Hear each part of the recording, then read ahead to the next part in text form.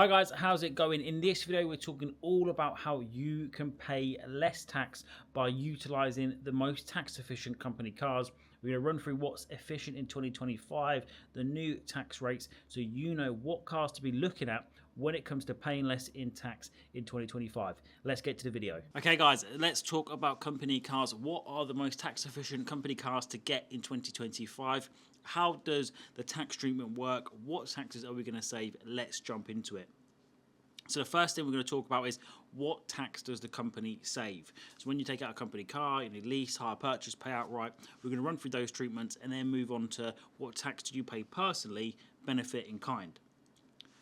So the first one to consider is actually, well, how are you going to purchase the car? Quite often, contract hire or leasing is the most popular way. That's how a lot of our clients do it. That's how I've done my previous company cars in the past. And this is essentially how it works in terms of on a limited company level. So what tax savings happen in the limited company. With a lease, it's basically the expense of it is fully written off when you pay it. So with a lease, you usually pay kind of an initial payment and a monthly payment. As soon as you make that payment in the profit and loss, then it's deducted from your profits and you pay less tax in that period. One thing to mention though is where the company car has emissions over 50 grams a kilometre, then 15% of the lease cost is disallowed. But the good thing about company cars and leasing is you can get the VAT back, whereas usually when you purchase them or you have HP, you can't.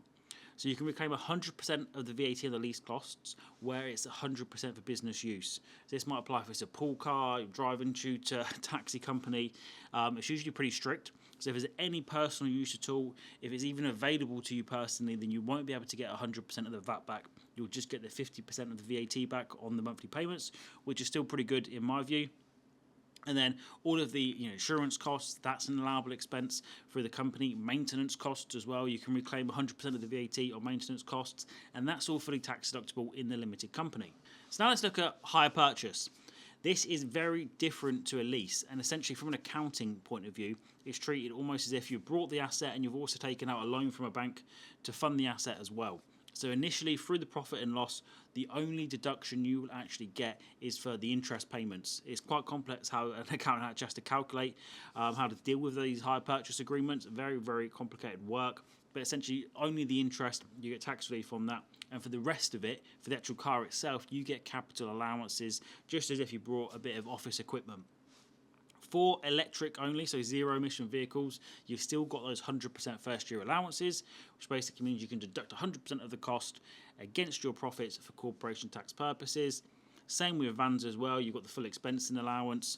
But for most cars, it doesn't usually make sense to actually purchase a car where you've got emissions through hire purchase or even outright, because where you only get the writing down allowances, that's what the WDA stands for there. Essentially 18% of the vehicle you get as a tax write-off on a reducing balance. So I just want to pause the video quickly now to say, if you like what we're talking about here, the company cars paying less in tax, well, there's much more to this inside the Tax Smart Club. We've got calculators, guides, full lists of company cars, what's tax efficient, and really what we're doing in the club is taking the brief information that we can give on YouTube and giving you a lot more details on how to actually implement what we talk about.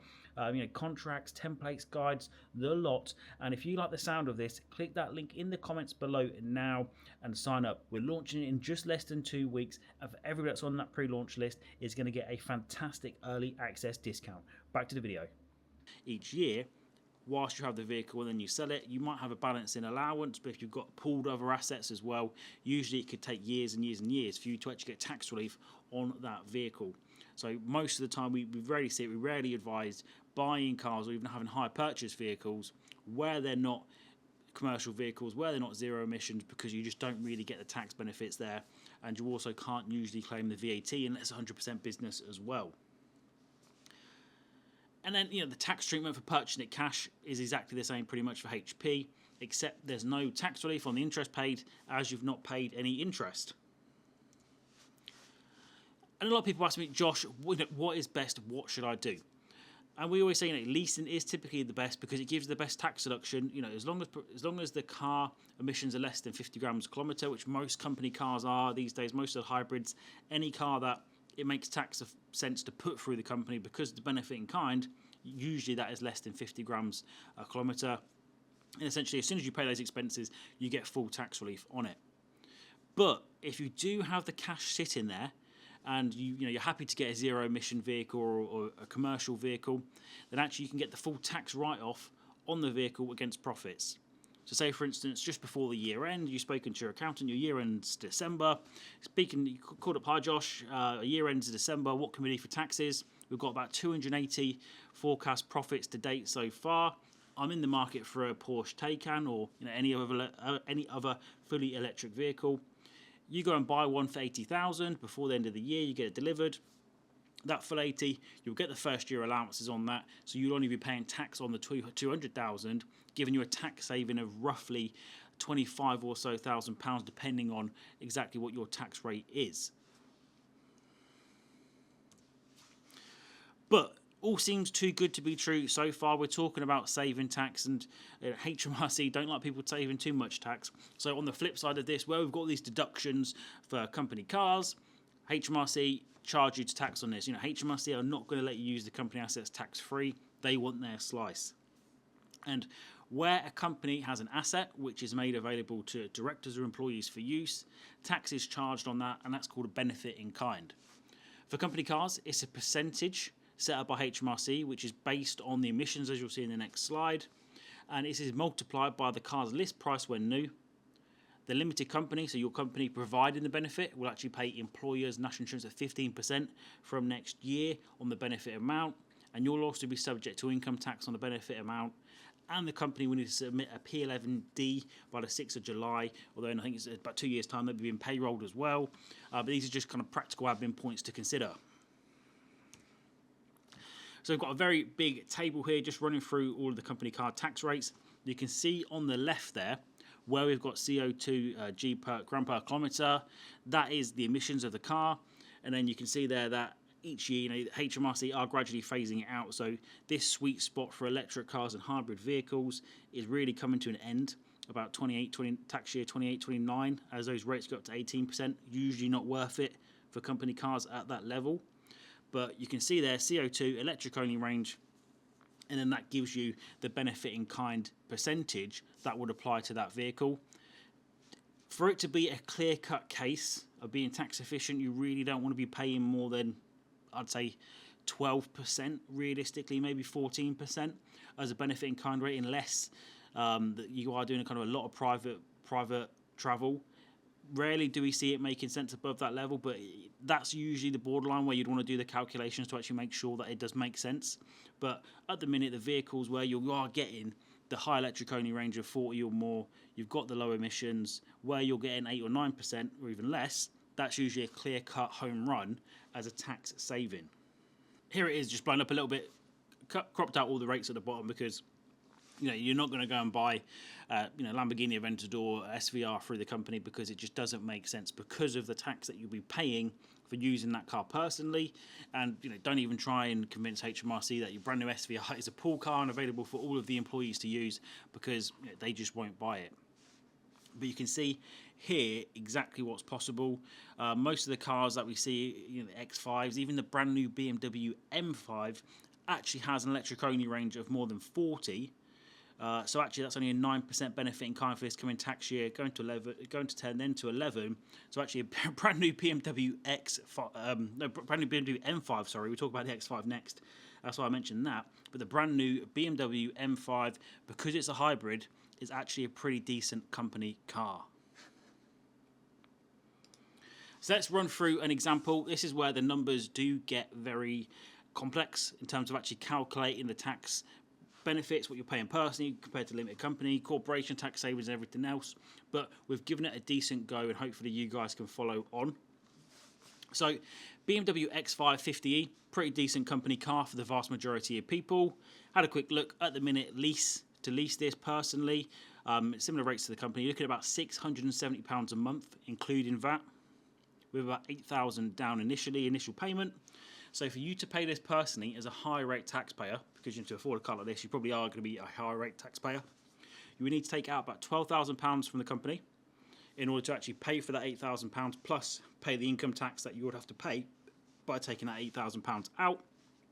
And then on a monthly basis, to actually pay that 670 personally, you'd have to take out about £1,011 each month from your limited company.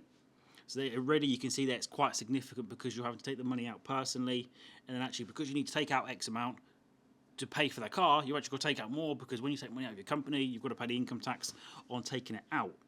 But if you get this car through your limited company, you've got a 9% benefit in kind rate.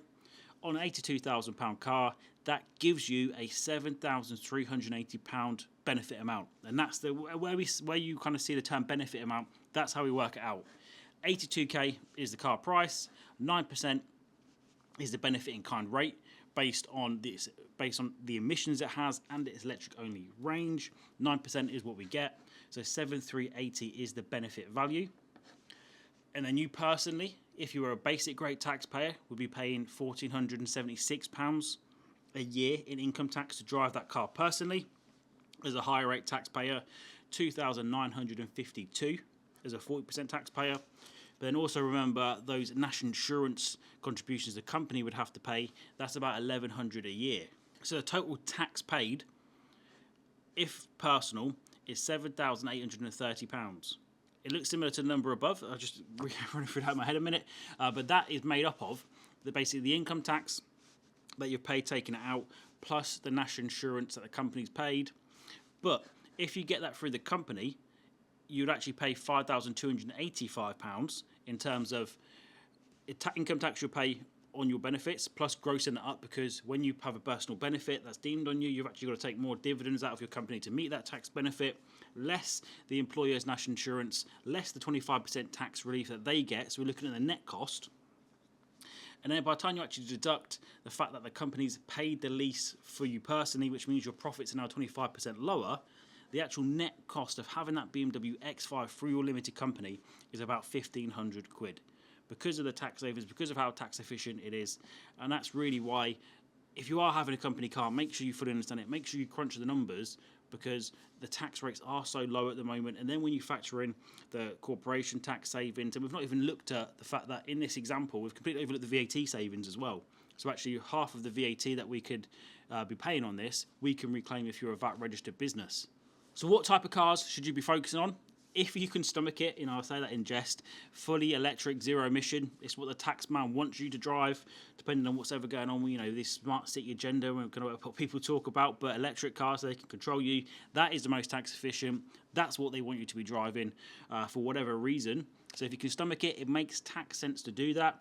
But for me, most people, you don't want fully electric. So hybrid is a good starting place, and you want a minimum electric only range of 40 miles.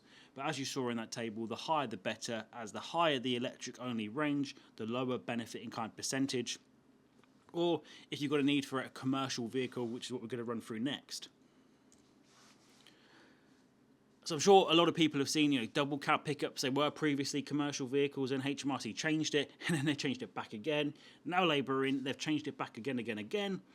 And now from April 2025, double cab pickups, the Amaroks, the L200s, they are now deemed to be normal vehicles for tax purposes. But if you do get one before then, there are grandfathering provisions that apply, so you can lock in that beneficial tax treatment for a couple of years.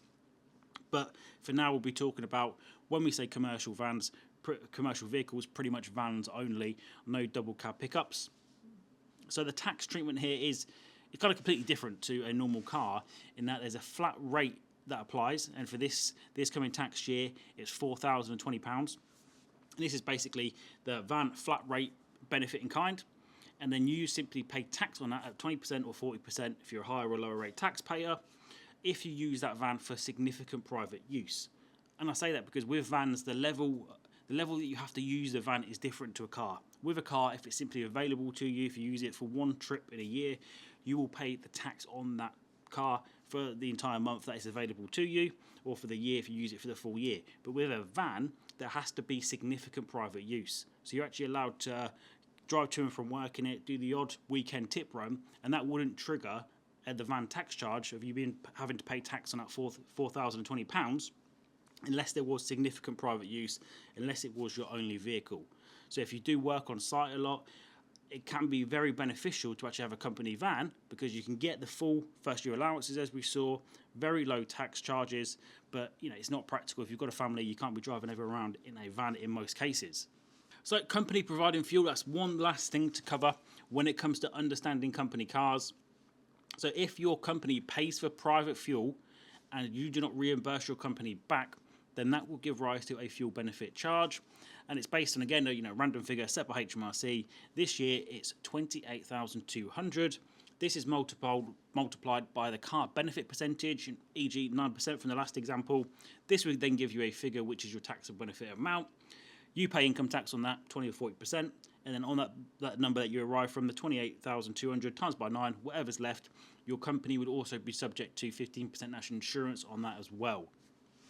It's only worth having your company provide the fuel if it's a van, because you have the different van flat rate fuel charge, which I think is $759 for the full year. Or if you have very low percentage that applies to your car and you do pretty decent personal miles. If you do pretty much all business miles, it's not worth paying it.